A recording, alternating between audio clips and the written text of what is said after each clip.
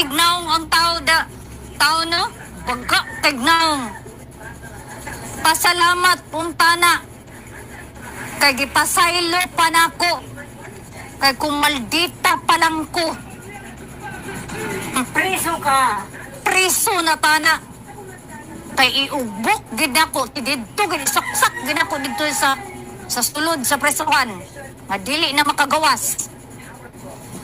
Pero naaman ang presensya sa Ginoo nga ang Ginoo manggani makapasaylo manggani sa mga daotan tao. Kita pa ba nga tao kung dili pa lang lagi kung wala pala Ginoo sa kong kinabuhi.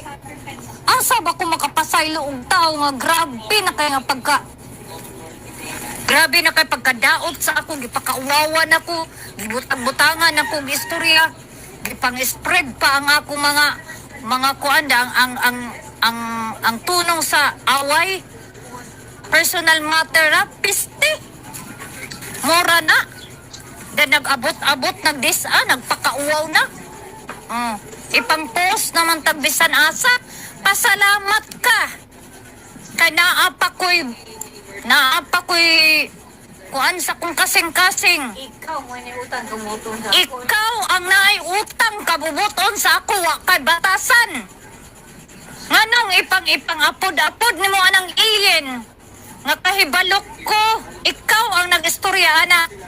Kay walain ang kung tao gidudahan, ikaw ra ang akong istoryahan. Pero dili na kawat ang cellphone. napakay number 3 violation. Butol pa Kay kung buto na naon, napay violation number 3. Pero wala lang ko. Kaya di na ko gustong gubot.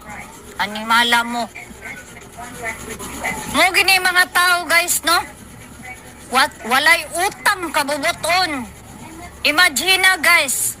Ikaw daw, kamo daw diha. Imagine ha, dili ni suko.